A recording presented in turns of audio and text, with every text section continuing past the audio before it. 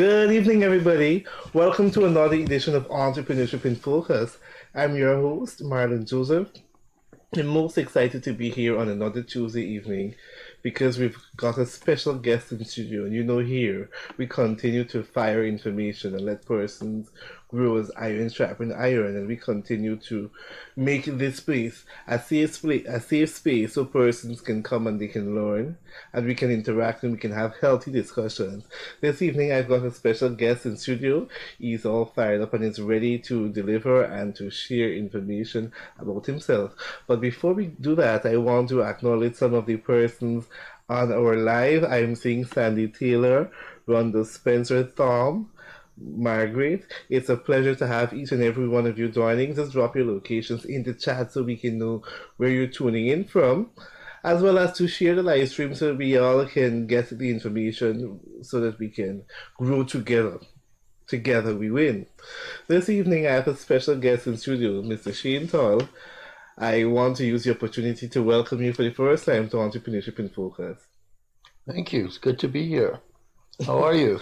I'm good, thanks. How are you? How was your day? Oh, my day it started with running into you at the mental health conference. So.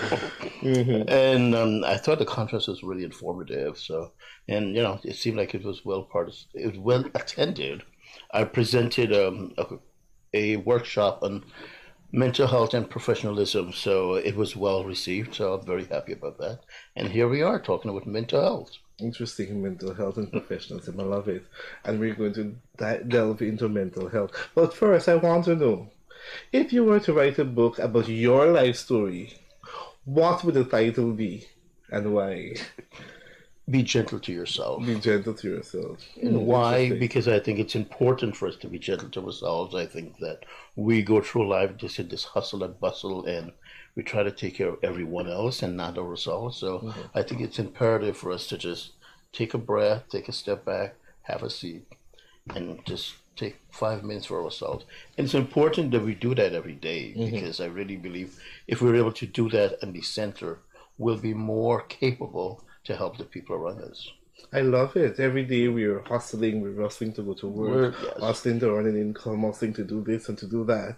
And at the end of the day, we live a hustle of life. That's it. And there was no need to pause and to really absorb and to take in what is really going on, the emotions in people. And to smell the roses, to walk, to take your shoes off or walk barefoot. This is Guyana. It's a beautiful place to be. You can go to seawalls and sit down, go to the gardens.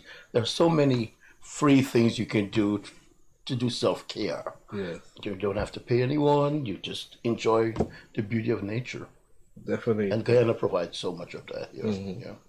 I like it. I want to acknowledge Wendy Hermanston joining, and I know her from NC, and it's a pleasure to have you joining as well. That's my sister. I told her she had to. Yes.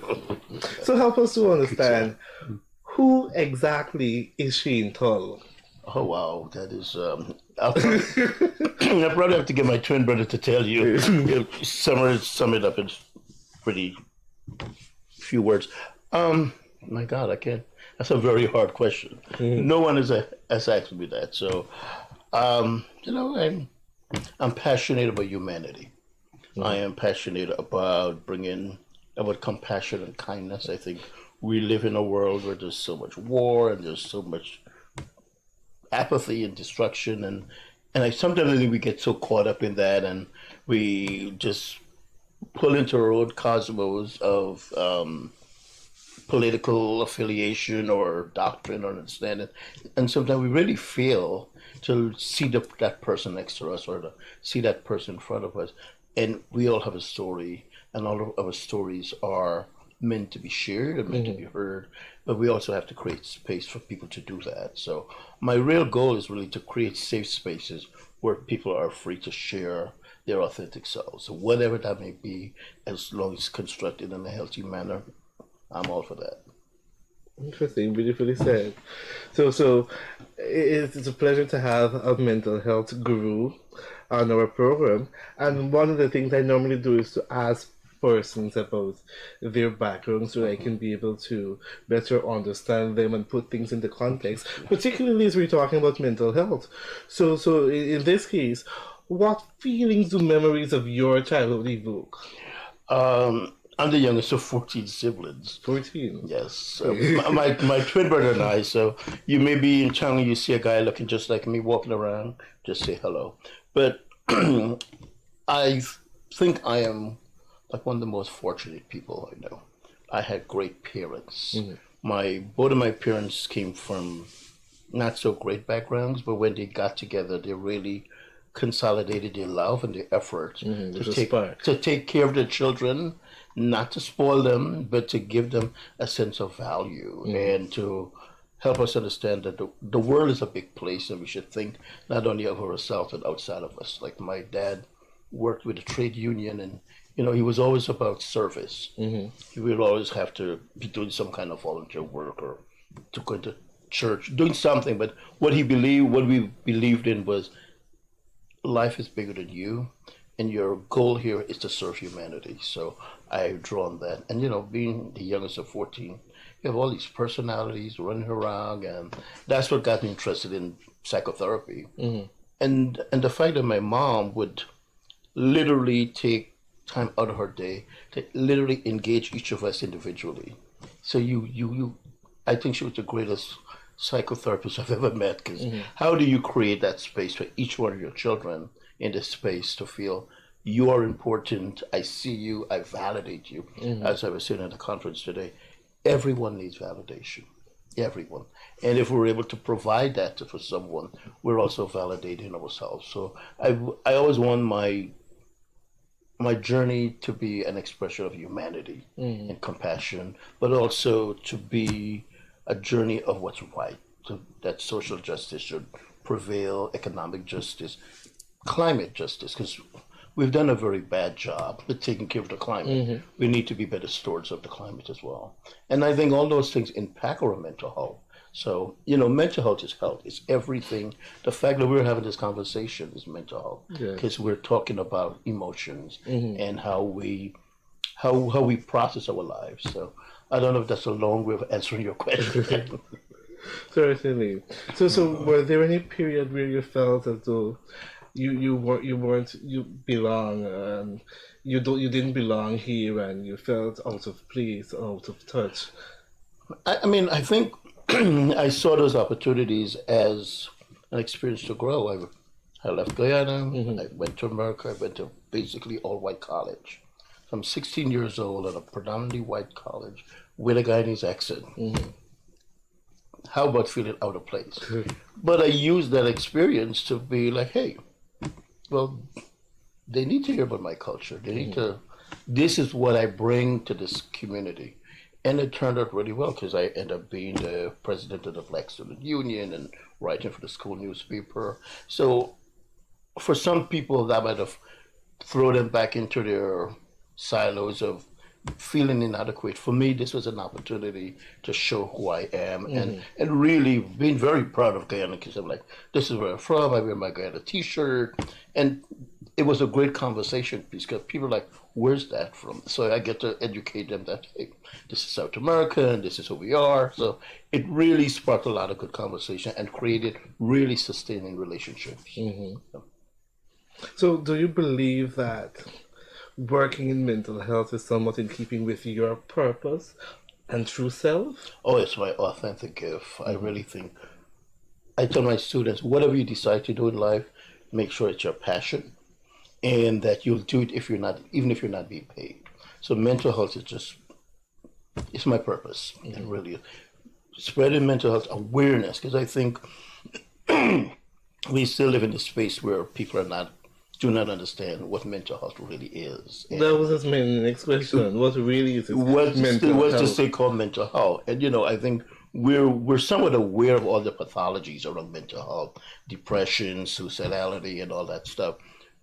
And those things are important. But I think one of the things we should also point out is some of the good things about the human perseverance, resilience. Because and you may know people that have been through so many things, but today they're still here and they're still thriving, and you wonder what it is about that person that keep them moving, keep them going.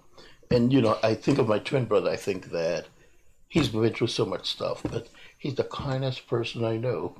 He would give you the shirt off his back, and I'm like, you can't do that because you got to take care of yourself. But that's just who he is, and I mean, of all the things that he's experienced, it has not made him a bitter person. It has made him a so much better human being that he's kind of my hero. Because of all the things he's experienced, he still has a sense of life and a reverence for compassion and happiness. So I think I'm in a good space. Yeah.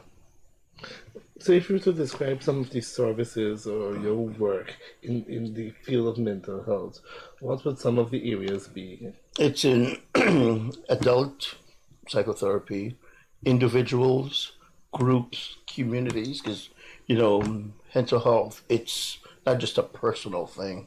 It's a family experience. It's a community experience. So I work in all of those spaces, providing capacity building for NGOs that are growing. I do the same for corporations, business places, business corporations that want someone to come in and talk about mental health. My pitch has always been like, if you provide, you are providing like health care and eye care, consider providing mental health care for your staff, because what that is, it's an added value to what you're already providing. So, and mental health is health. All the research shows if your mental health is intact, your health improves. And if you have less stress, the body keeps count. The more stress the body has, the more sick you're prone to be. But the less stress you have, you're capable of having a more healthy life.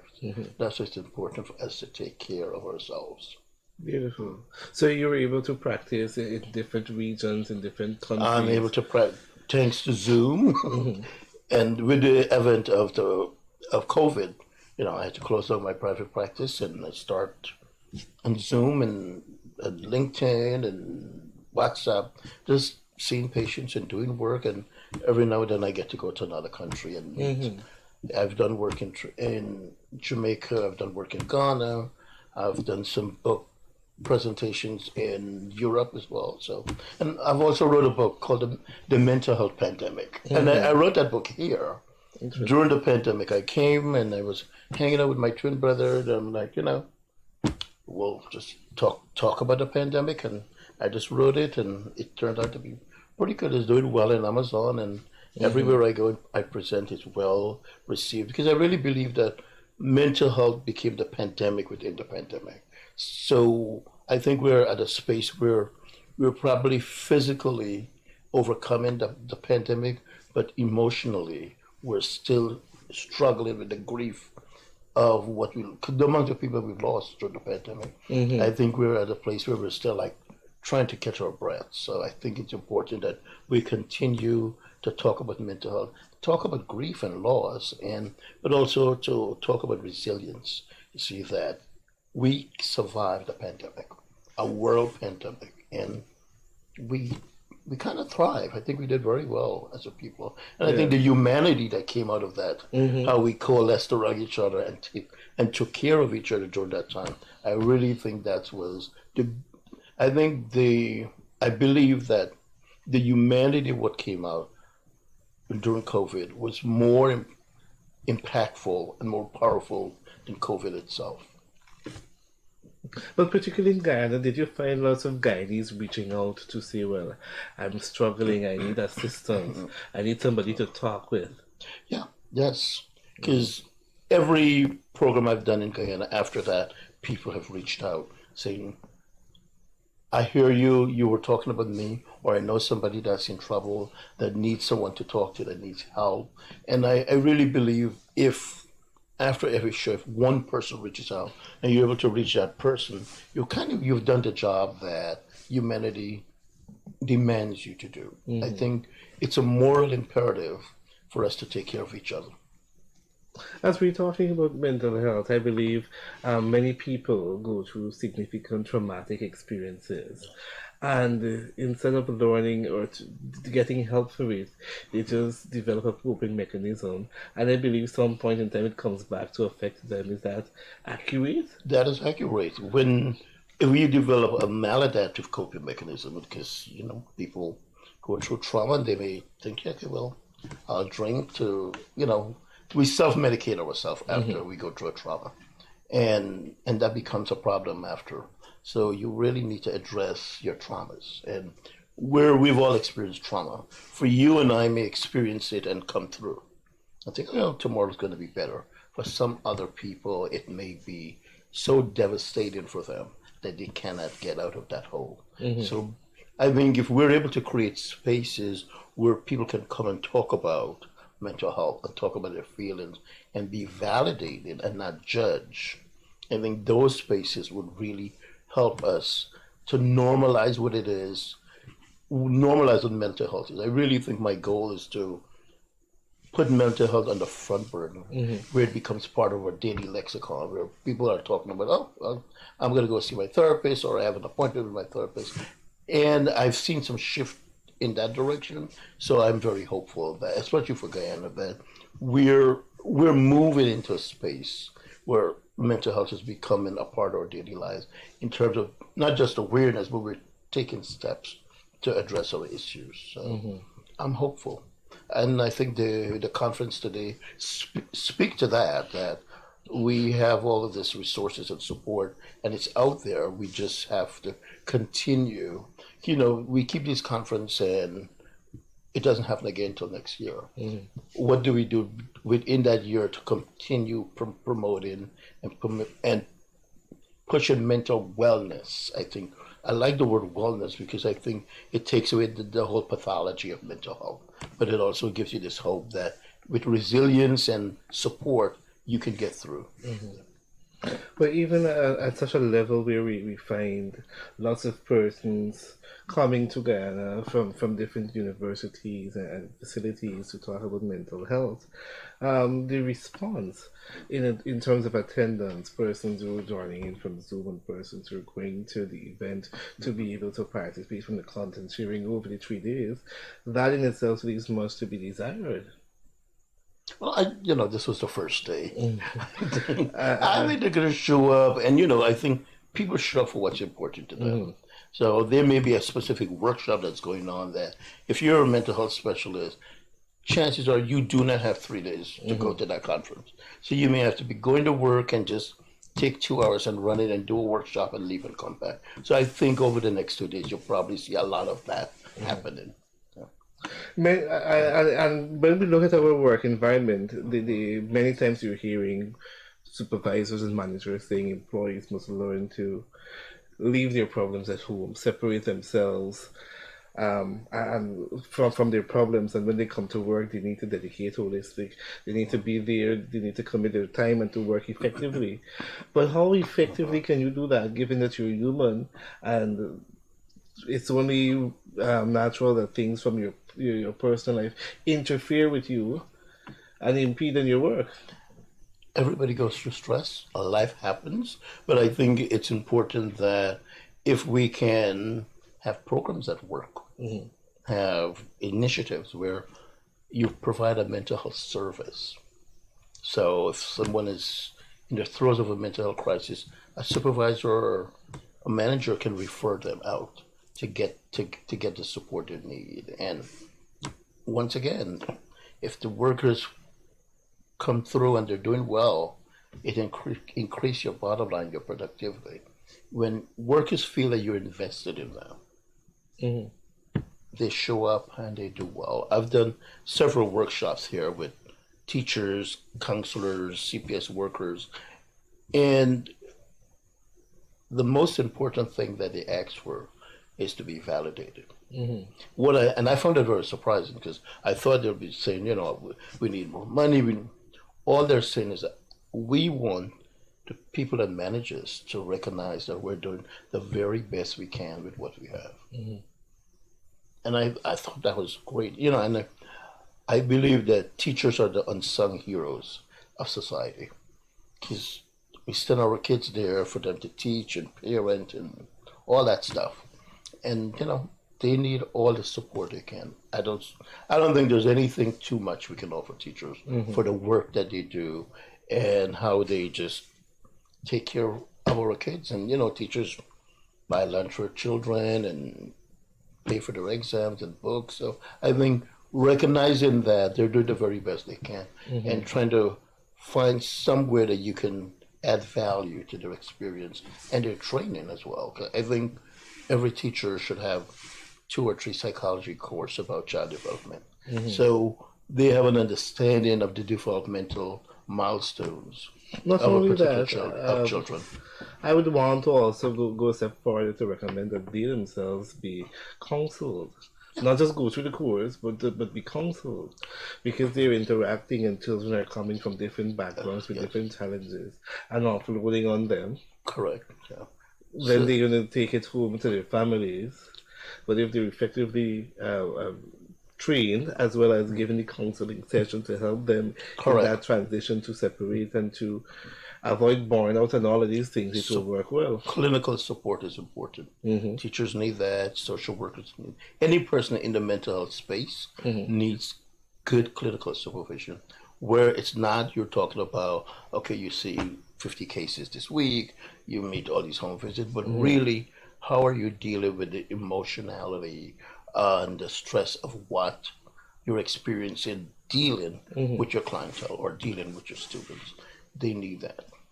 But beyond teachers, what about companies that will tell you that they're trying their best to create an atmosphere that is conducive and one that encourages persons to bring their best, but there are employees that are abusing the system, coming to work late, taking extra breaks, reporting sick very often, and know that you're trying to implement something that caters to mental health.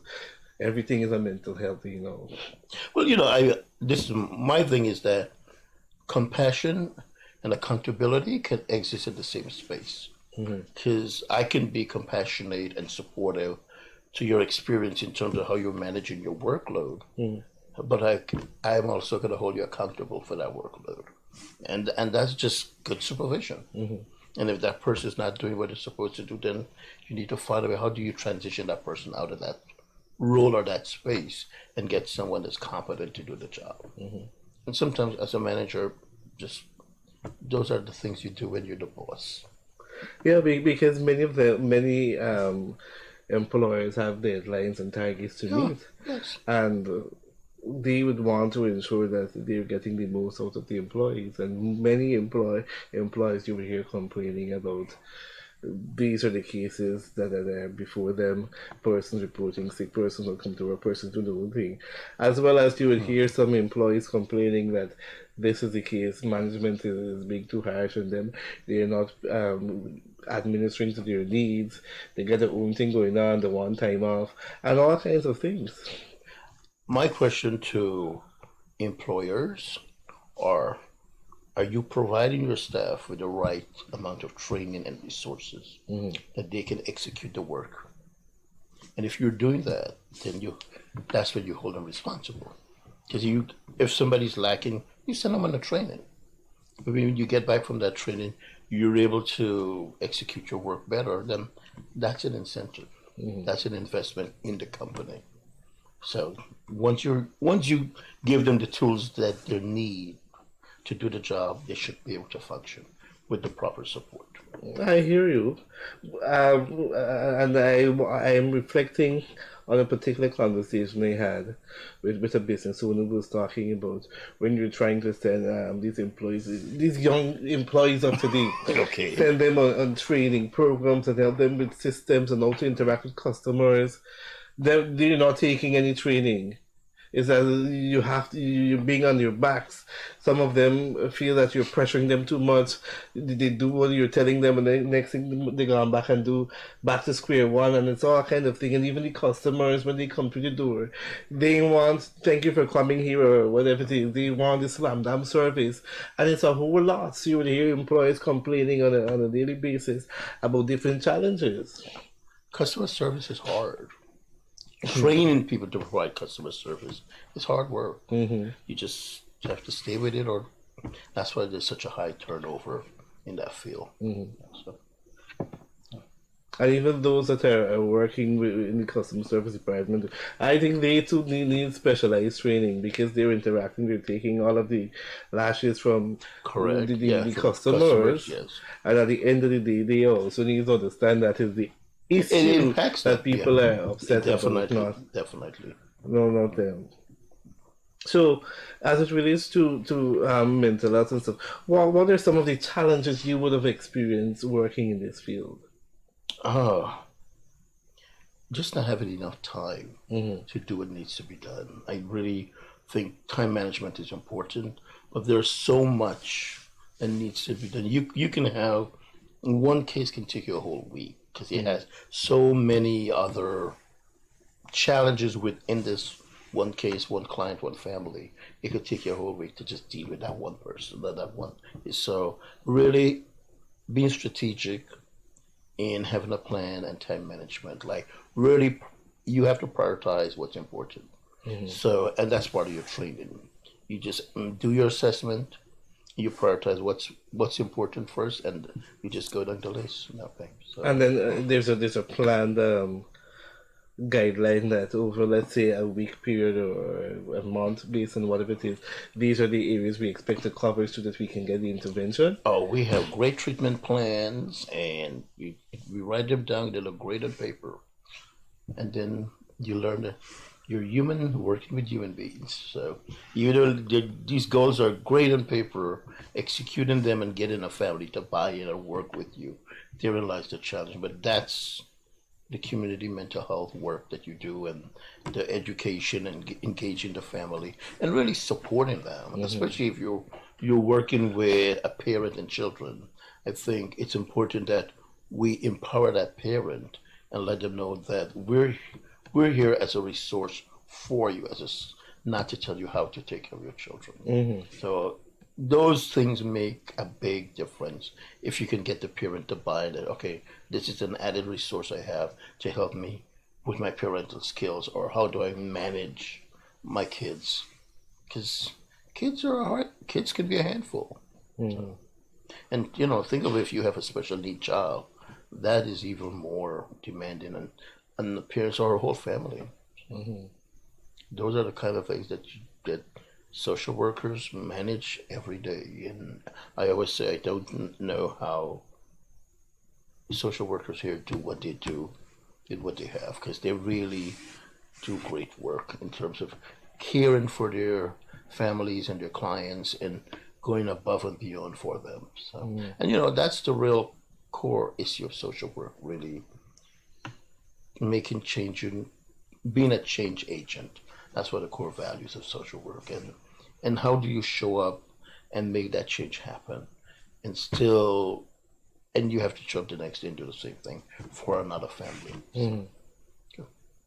So, are there common issues we would find in Guyana and in the other countries that you would have practiced in? I think the issues are the same. Hmm. It's social media, kids being bullied, gangs, uh, a sense of kids not having proper self-esteem, because once again, validation, if you put something on social media and you don't get 100 likes, something is wrong with you.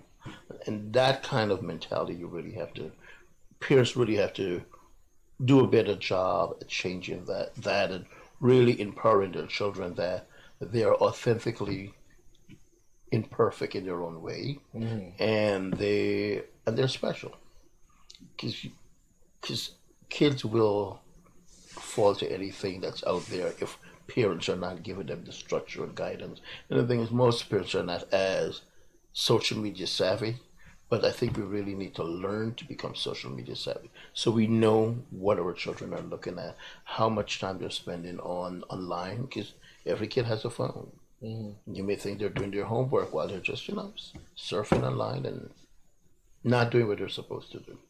So as a parent, being aware of that would be helpful. Hmm. Do you think that your work in this field has been significantly recognized? That's hard to judge. I'm always honored when I'm somewhere and somebody runs up to me and says, you did a lecture at this place years ago and I was there and it was impactful, or, it helped my son or my loved one. Yeah. So I think those, in that way, for me, that is recognition enough that you changed someone's life, or someone got something that you were talking about, and 5 years later, it's still important to them, and to see how they have developed from the time you give the lecture to where that person is now. Okay, interesting. So here is Shane Todd helping persons to overcome challenges they're facing. I'm sure you may have had your own challenges. In other words, leading while bleeding. All the Let us time. understand a period where you've had to lead while bleeding. I think a way we do that every day if you're in the mental health space or the community health. If you're working for human beings and try to make changes, you will always be doing leading and bleeding at the same time. But I think my advice would be to persevere, persevere, and remember why you started this, why you're here, and there will always be something to remind you why you're doing the work you do if you're passionate about it. So, people come with a lot of stuff, and it's not. They may project it onto you, but it's not your stuff. And I think we have to be very clear about that, not to internalize something someone else is projecting on us, and let them know that that's your stuff. It's not mine. I'm not claiming it. I will not participate in that. And be very clear about that. And setting boundaries are important. You don't. No is a complete sentence. You do not have to answer every phone call. You don't have to out every fire, because sometimes people can solve their own problems, but if they know you're there, they will employ you to do that. So, I think there's a term we call learned dependency or something. yes, I tell my students that if you're going into therapy, counseling, social work because you like helping people, is not enough. You must want to help people empower themselves, because you can help people and they'll always need you. But if you help people to empower themselves, they'll only need you for such a short time, and they'll be able to manage their own lives and function in a way that doesn't bring them too much stress. I think that that's a particular art. It's like teaching a man to fish as opposed to giving him a fish. Correct. Helping him to be able to survive on his On own. its own, yeah. So And link people with resources that are available. there are lots of resources. You don't always have to. You don't have all take the answers. call. You don't have to make all the calls. You can give them a list and say, "Hey, this is the list. Call these people. Negotiate and advocate for yourselves." But I think move the conversation along. I think this time of the year could be very rough for people. It's Christmas, and we all think it's the most happiest time of the year. Not for everyone. True. This can be a very anxiety provoking time for people. If, let's say, this is the first Christmas you're going to experience without a loved one, or you just lost someone recently and the holidays are here, it can be very traumatic. So I really want to impress upon people, if you know someone in that situation, reach out to them. And there are things you can invite them to your house for Christmas, but they may not want to, because it would just be too jarring or triggering for them. But you can still reach out to them, and maybe you can send them a plate on Christmas Day. Because you're with your family, you're happy, and everybody's making noise. You bring that person into your space, it might be too triggering for them, and they may not be ready for that. But you could send them a plate and go by and visit them one-on-one later. These are little things that we can do, that we could, as we support each other, because this can be a very traumatic time for a lot of people. The suicide rates escalates between now and early into the new year. So be vigilant and be kind. I think that goes a long way. Right now, as tensions are high, persons are concerned about what is the next move from Venezuela as it relates to the border controversy. Correct. What really advice can you say to the Can you give to the Guyanese? Honestly, I don't know. I just think that it's imperative that we look to our leaders for guidance in this, because clearly they would know more than we do, and hopefully that they'll be updating and sharing information to quell that anxiety. But I think it's important for them and for us to recognize that's an anxiety, and how do we galvanize around that Yeah. and support each other through this process? Because some people are in fear that this is an imminent reality. Checking the news Check, often, yeah, listening out, engaging person in discussions to get a sense of what is going on, not to panic or. that's I believe persons need to exercise a little resilience and have faith, and have faith. and Yes, also look to not only leaders in general, but religious leaders. They have a significant part to play at this of time. course. I think it would be incumbent if they come up with a statement to say we support whatever we're going through collectively. We're here, and I think if we're able to do that, we're one Guyana, so we would need to be supportive of that. I think it's important, but also to speak to that anxiety that it's real. Yeah. Yes. So let's just get this. So how do you feel having interact with a family and at the end of the day they're really empowered and they're thriving on their own?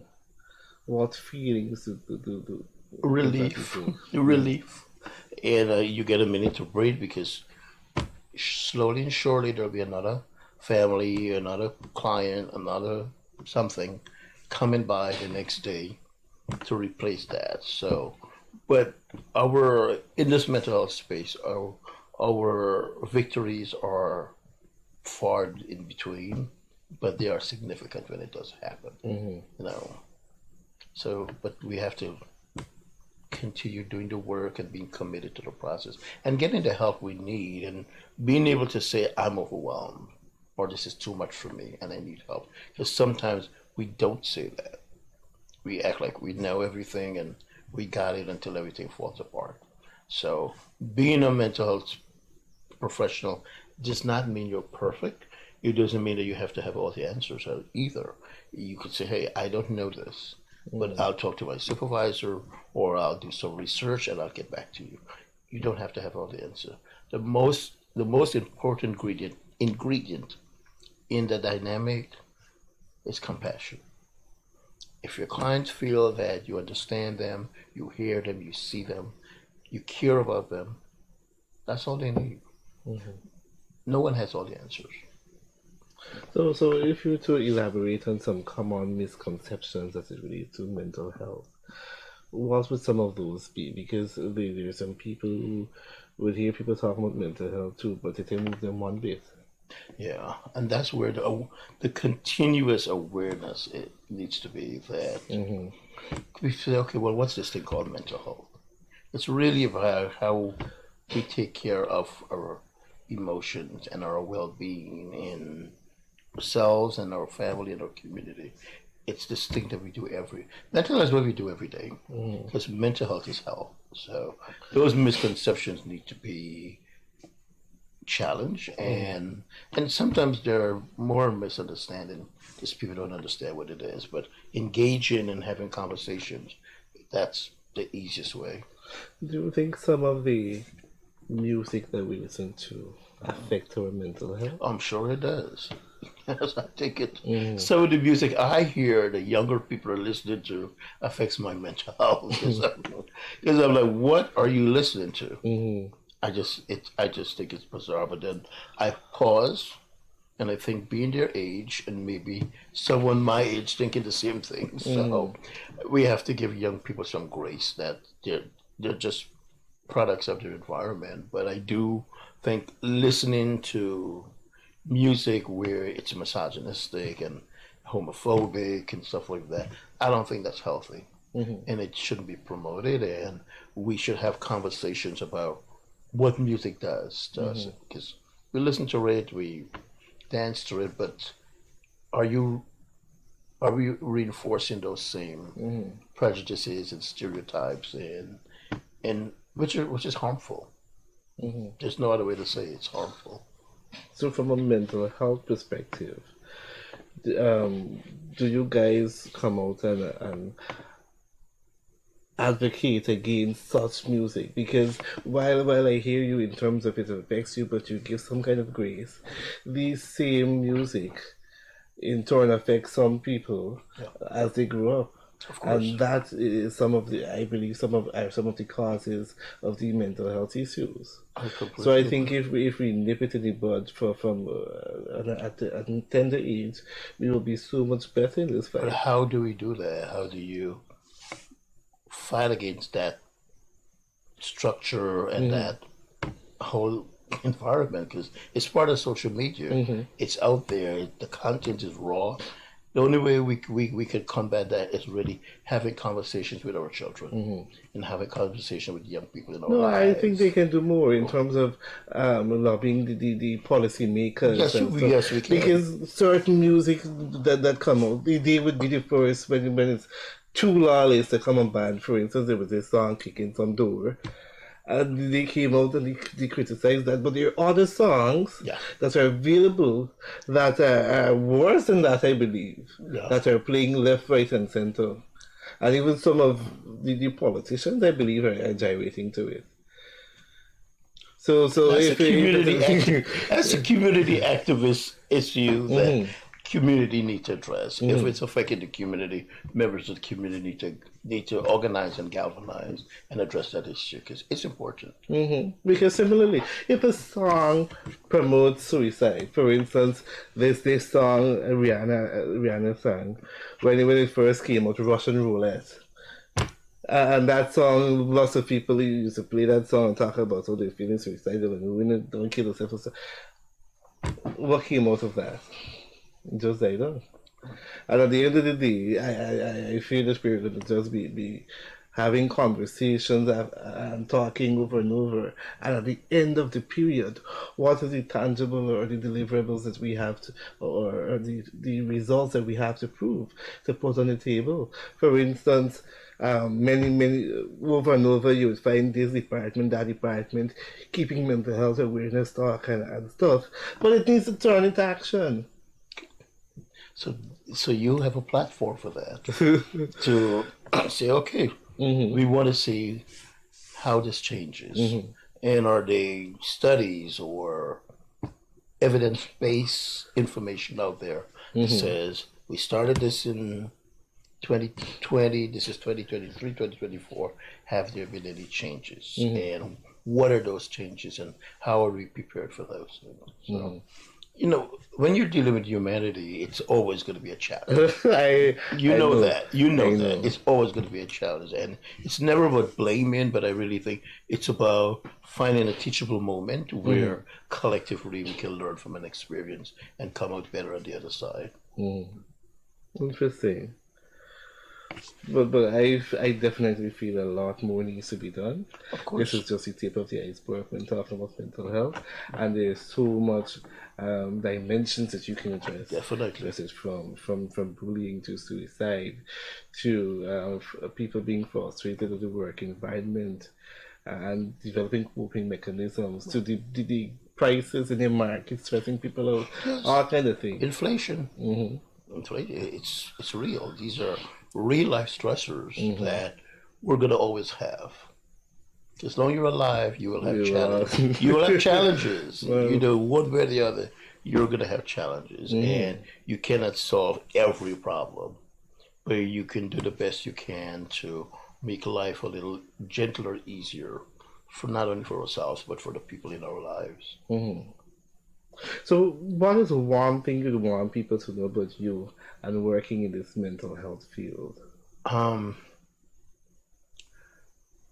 I lead with compassion. Mm, I and I hold grace and space for people because of my because of my lived experience.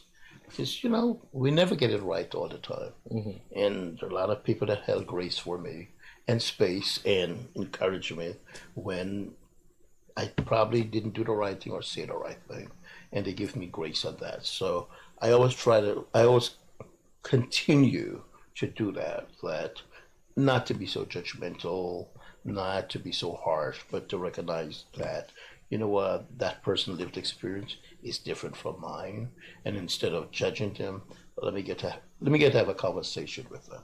And it's amazing what you can develop and the relationships you develop with someone that's different from you or come with a different opinion. You don't have to agree, but I do think that it's imperative that we respect the lived experience of others.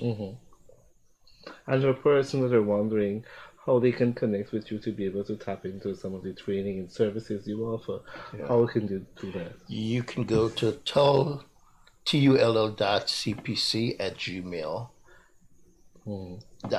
and and Tull Clinical Psychotherapy on Facebook and inbox, and we're always willing to answer questions and come out and do workshops for NGOs and corporations alike. So, yeah. Awesome.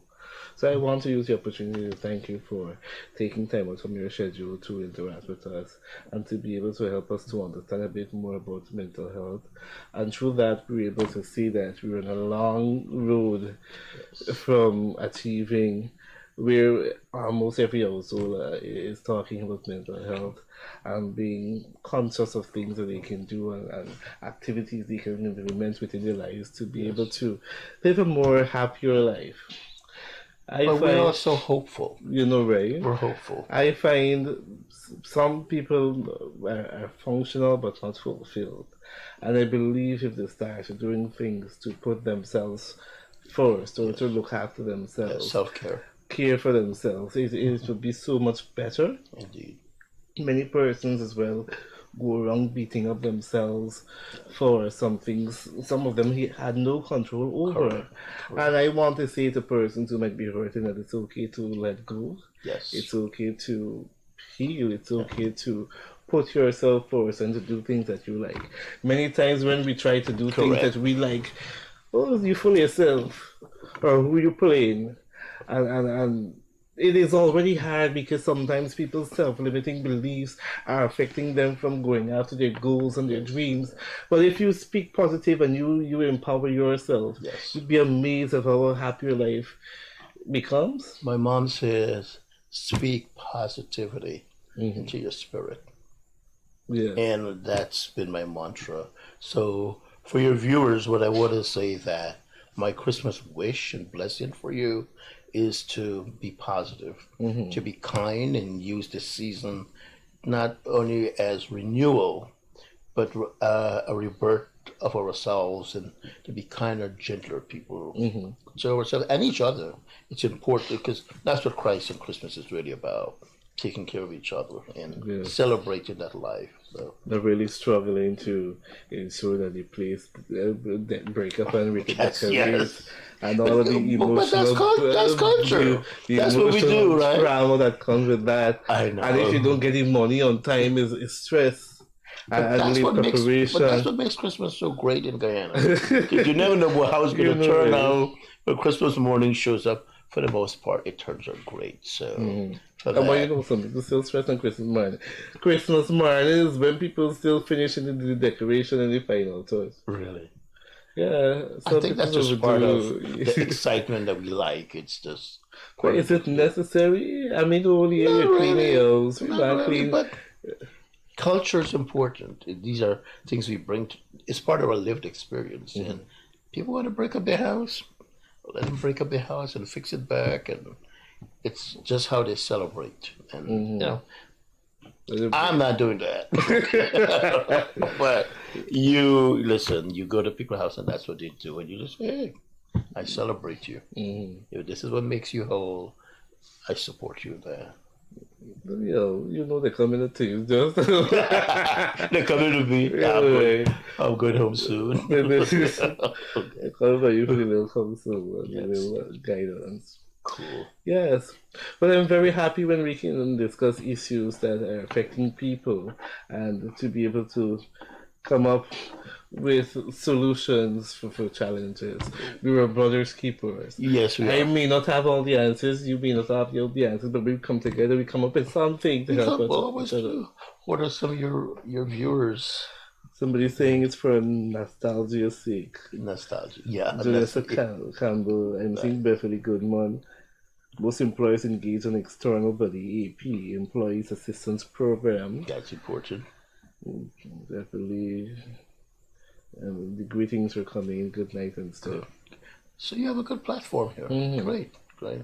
Yeah, so from time to time, if you have new information, new study come out, you'd want it, let us know. Sure. Feel free to let us know. And quickly, let's have a snippet about your book.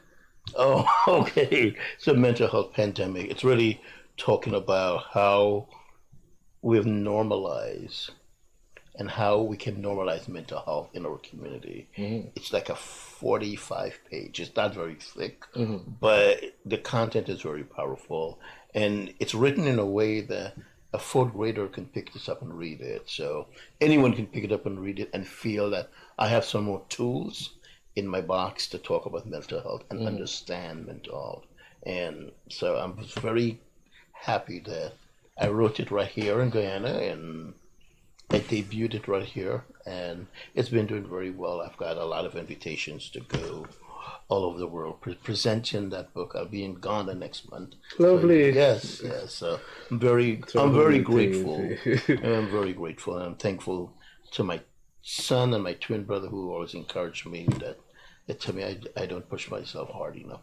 I don't know why I'm always doing 10 things at the same time. Well, I'm yeah, happy I'm to share grateful. that. Yeah. I started to write a book. It was dawning. It was plaguing my mind one night. I said, "All right, let me start to write."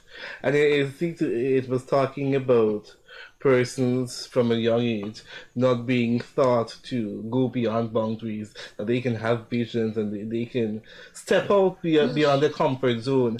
And because persons grew up in that environment and they want to go, they know that there's so much more in store for them, you're labeled an outcast. Who's you to want to do this?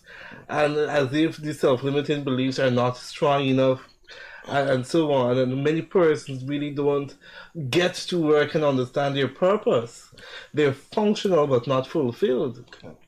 So that's a part should be part of your platform. How do we get people that are functional to become fulfilled? And I think it was a famous rapper that says there is no expiration date on our dreams. I like that. And I really believe that.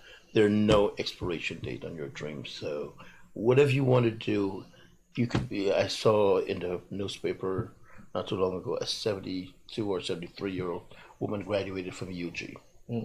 Yes. No expiration. She had a dream and it probably fell short a lot of times, but she stayed with it and she pursued it. And I think those are the kind of people you should have in your show to really hear their story. Like, what was it that helped her to stay resilient and to continue to persevere? Because those stories of human resiliency really inspires other people. Definitely. Yes. So today we were fortunate to have a feature with the great Desiree Tull, and that one came by storm. The people were captivated.